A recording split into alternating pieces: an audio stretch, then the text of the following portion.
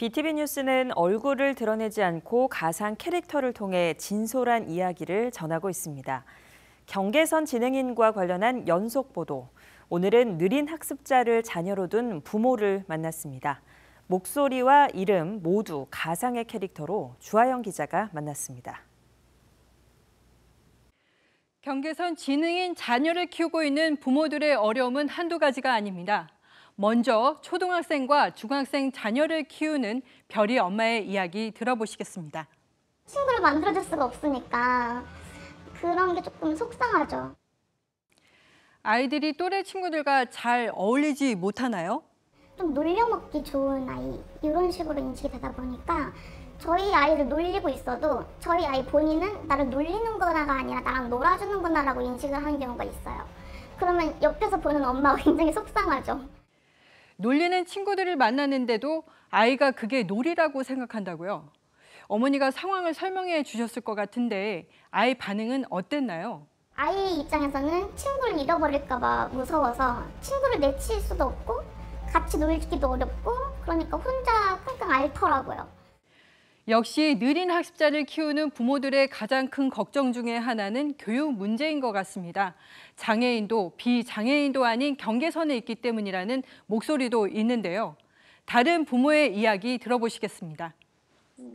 장애인이면 아예 장애인 학교를 가버리면 되는데 얘네들은 일반 학교 다니면서 공부를 못한다는 이유로 뭔가 조금 어눌하다는 이유로 교실 하나를 따로 만들어가지고 얘네들을 따로 분리를 시켜요. 느린 학습자들을 위한 교육 과정이 따로 없습니까? 일반인들 똑같이 쓰는 교과서로 그대로 애들을 가르치는 거예요. 방치해두고 일반인들 쓰는 교재 그대로 교육시키고 계속 애들은 뭔가 피해의식으로 계속 학교를 다니게 되고 존재감도 떨어지게 만들어 놓고 지금 이런 실정이거든요. 들으신 것처럼 친구 사귀기가 어렵고 맞춤형 교육도 없어서 학습 진도를 따라가기가 힘들고 느린 학습자를 위한 학교는 경기도에 단 한 곳뿐입니다.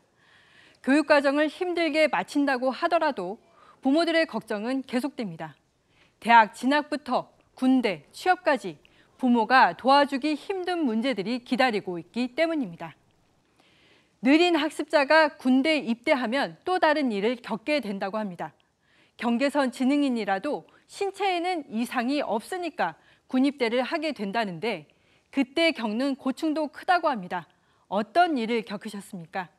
자꾸 관심병사로 빠지게 되고 뭔가 훈련을 할 때 꾀를 부리는 것도 아니고 정말 힘들고 정말 자기가 못 따라가서 괴로운데 막 이제 위에 상사라든지 뭐 군 뭐 위에 고참이든지 막 이제 가격하고 괴롭히고 하다 보니까 이제 군대도 제대하고 학업도 마쳤다고 하는데 이후에 인간관계는 어떤가요?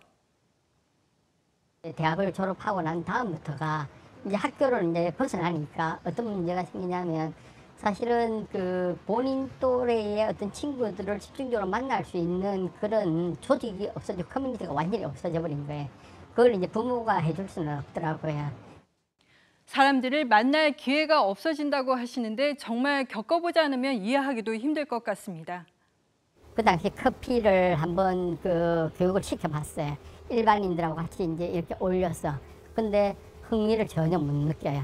그걸 힘들어 하더라고요. 그러니까 그런 문제들로 인해 가지고 이제 점점 고립되는 것 같아요.